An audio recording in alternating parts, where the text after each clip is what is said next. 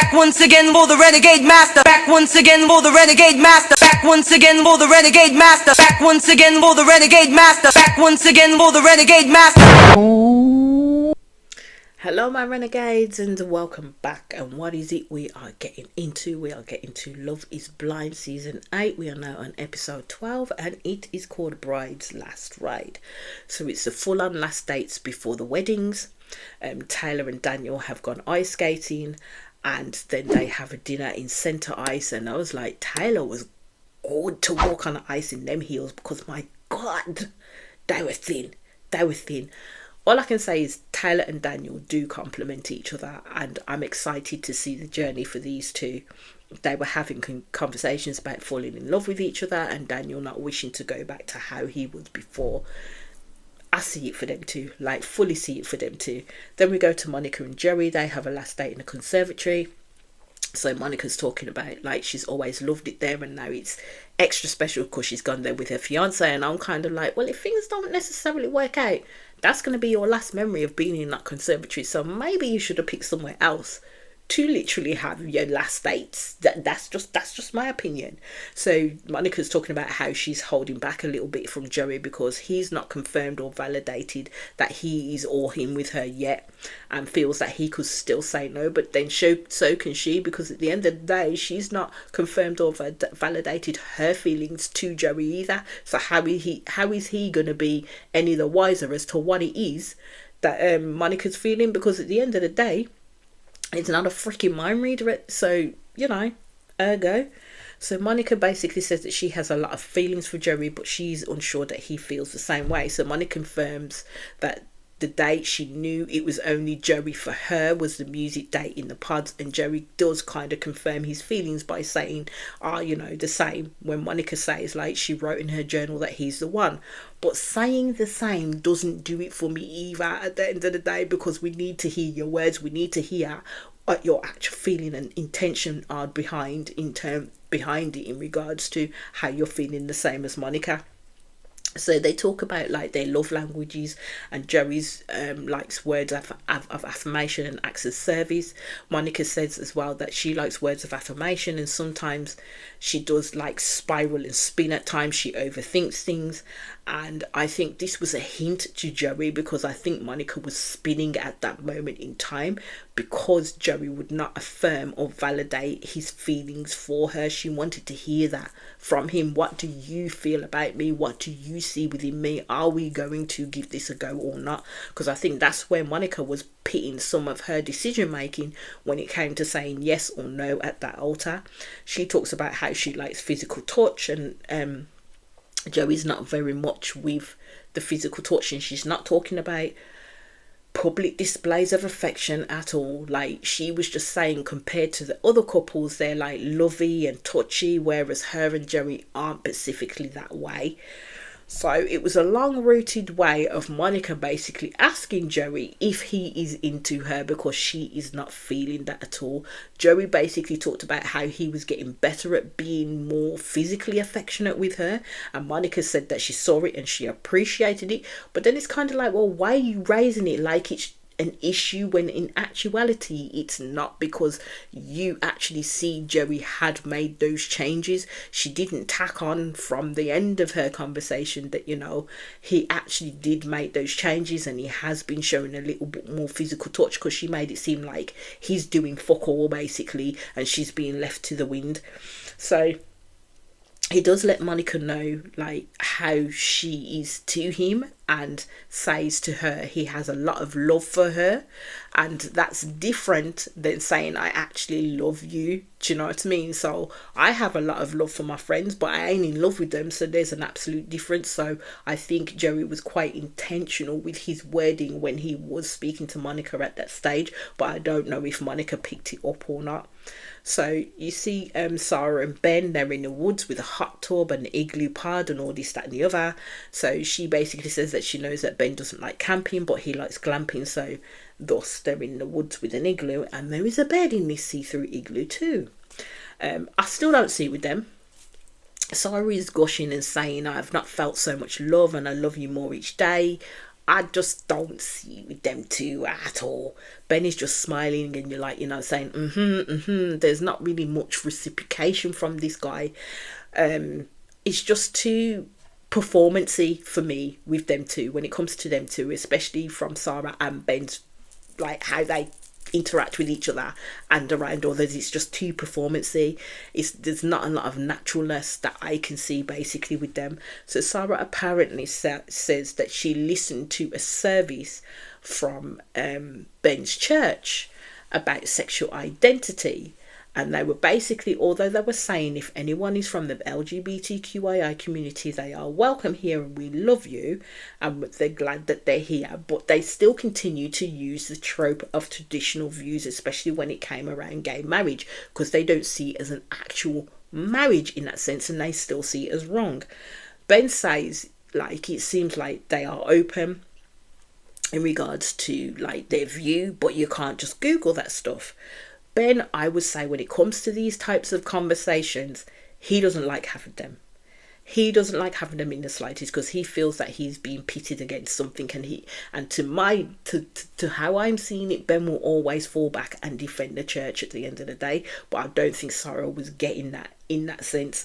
What I have noticed though is that like she has not discussed like his non-political affiliation or his voting stance since the pods, and especially around Black Lives Matter. As she said, she's very like a proper advocate within those areas, but I haven't seen her discuss them since the pods at the end of the day. It's just talking about the LGBTQIA community only, and I believe that's only the just cause because her sister is a part of that community and she understands in that regard how they are treated, how they are ostracized and how they are seen, especially when it comes to Christians and around the church influences.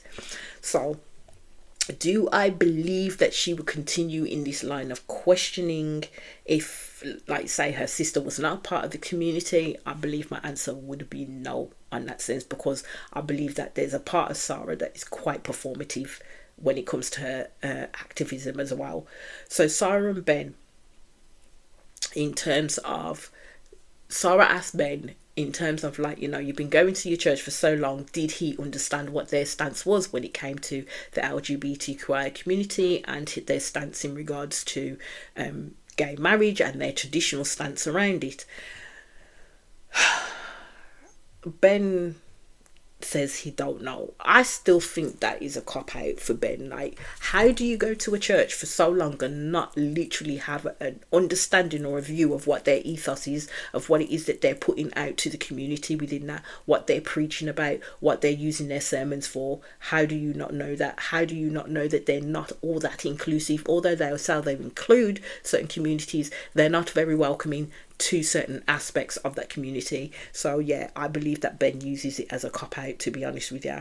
So Sarah does talk about the subject that they did bring up, like, say if a parent had a child and that child of 12 or 13 comes to them and believes that they're not in the body that they were assigned to be in. Yeah, the church basically said that God would tell that they would tell them that God made us who we are, and desires are different to actions. So basically they would tell their child that their feelings that they have are not real and that God made you as you are.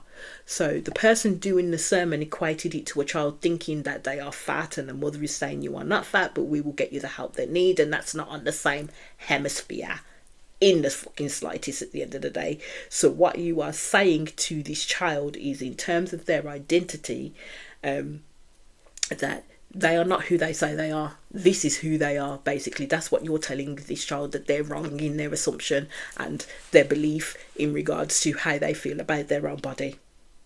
So this is why I say certain establishments can be a dangerous place for some. It's not a safe space at the end of the day. And as I said, Ben will not engage in this whole conversation. Yeah, because when this subject is raised, Ben will always consistently go quiet and not really say anything to Sarah in terms of what it is that he really feels around that subject.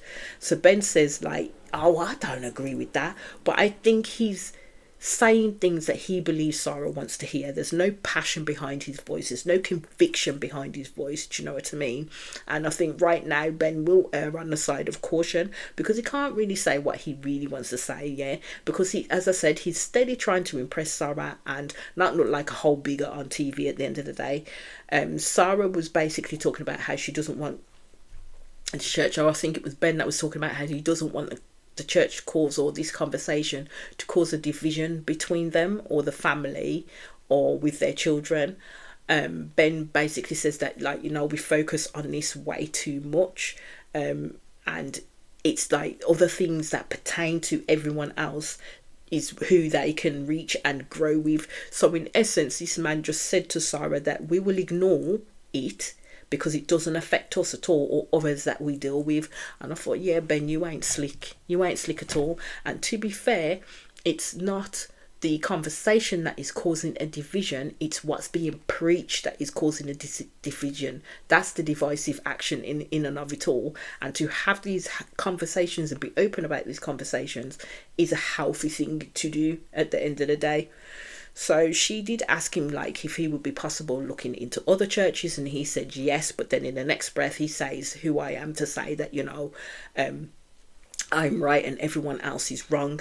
And all I thought, mate, it boils down to human rights and knowing that there are different people within your community who you live around and understanding the truth of what each minority group goes through on a daily basis, with the most atrocious crimes being committed towards those people, yeah, at the end of the day. A majority of those crimes are committed beginning and ending with the Bible and words. So it's having that type of like understanding, and as Sarah says, being naturally curious and questioning things. But Ben truly doesn't get it. He doesn't get it because he won't question these things because it doesn't impact him and his life. That's how it goes. So debating with someone like Ben is a moot point because they're not going to get it. So then we go to Virginia and Devin, and they're taking a ride in a carriage, like with champagne around the city. Then they go for dinner. Too much talking, I'm telling you, too much talking right about now. Virginia makes me laugh because she talks about how happy she is, but her face shows anything but happiness, which is funny to me. I've never seen nobody do that before. Like, they're so happy. There's no smile on her face. She looks so downcast and so sad. So it's a contradiction to what the words that are coming out of her mouth. I do notice that she tends to stare at Devon quite a lot when he is not looking.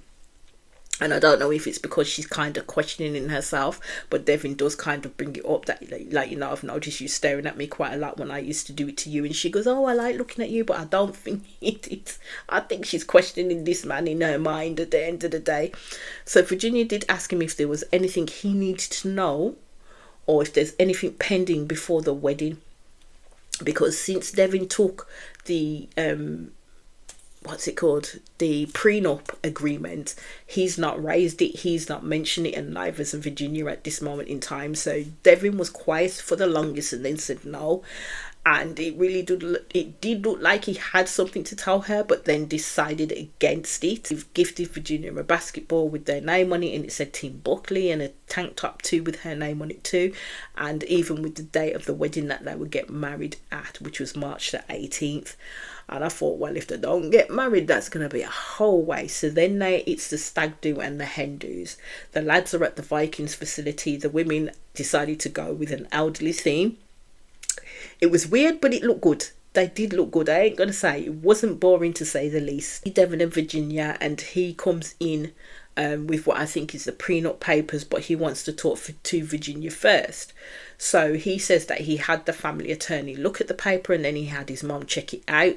And she says she doesn't know how she feels about it. And I'm kind of like, wow, it's not to do with your mom at the end of the day. It's to do with you two. The prenup ain't got nothing to do with your family. It's to do with the two people that are getting married and what they're entering into at the end of the day. So he goes on to explain like what the prenup says, and Virginia did explain to him exactly what she was going to be putting in this prenup. So for him to say it all over again was absolutely nauseating at the end of the day. So Devin turns around and says like he felt okay with it. I think on all in all, he didn't feel okay with the prenup. I think he wanted access, or to be able to have access to whatever it is, or assets that, you know, Virginia may have. So I think this prenup literally scuppered his plans of whatever it is the fuck he had going on, to be fair. So they ended up both signing it. So we get to Sarah and Ben's wedding day. So you could definitely see that Sarah's family really wanted her to make the right decision. And I think the right decision they wanted her to make was not to marry this guy. Not to marry Ben in the slightest. Yeah. The mum, I believe, wanted her to get married to Ben because he's of the church and she's of the church too. She says that she's got a good relationship with like Ben's mum as well, and they've been texting back and forth at the end of the day. So overall, you see that Ben is in good spirits and is happy for the marriage, and the way he's talking makes me think that he is going to say yes to Sarah at the end of the day. Again, he talks a little bit about the social media stuff and again dismisses the person, but it's not necessarily outside noise when you know that it's true, to be fair. Sarah then again speaks about, like, you know, she keeps saying that her and Ben don't have opposing views or they're not aligned. And I thought, you do have opposing views though. Ben is just not vocal with what he needs to be vocal about, basically. So Sarah's sister is literally splashing the proverbial cold water onto Sarah, making her think about what it is that she needs to do at the end of the day. So you see Sarah's sister and her partner whisper talking as they're sitting on the bed. Or I think it's a sofa, whatever it is they're sitting on. And they get into the subject of whether Sarah will say yes. And her sister says Sarah more than feels like she should say yes than actually mean a yes. So basically, her sister's worried that Sarah will have regrets if she says yes to Ben, and that she believes that her sister is more so trying to please everyone. And I just thought, well, at this point, it's up to Sarah now in whatever choice that she makes. So you see Andy, her stepfather, comes in and he does say, like, you know, that this whole process has just gone too fast. And he then reminisces about how Sarah was when, like, she was growing up, and he tells her again that it went too fast. And I'm saying these people are covertly telling her, please do not get married to this boy right now, because they believe that she will live to regret her choice, basically. So she's sitting there warring with her heart and her head, and it's in the way it's when it goes down and Ben meets his mom and his grandmother, and it's in the way that Ben would hug his grandmother first and his mother is left waiting. Like, she literally put her hands up thinking, oh, he's coming to hug me first. Oh, hell no. She had to put her arms down pretty quick, and I thought, oh, kind of a weird relationship going there. I noted that Lauren and Molly were invited, and I thought she will need them if Ben decides to crush her soul, let's just put it that way. So Andy speaks to Sarah before he walks her down the aisle, and I'm like, she looks like she is either about to cry or curl up into a ball, basically. She's questioning, and you can see on Sarah's face, basically, and Andy is definitely making it harder for her. I ain't gonna lie, it was kind of emotional.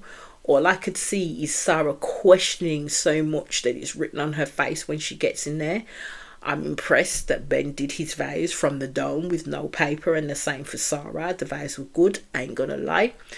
But it's like, what will it be? Is love truly blind for them? But that's where the episode ended. Although Sarah truly looked like she was struggling to even say the words I will, because it had got to that point in terms of them asking, like, will Sarah say I will? And it ended on her going about to give her answer. So I'll be back in quick succession with the next episode, my renegades. As I always say, please hit that subscribe button. Please hit that notification button so we know when I'm doing videos. Please comment, like, and do the things that you do, because I continue to be on the road to 1K. Peace out.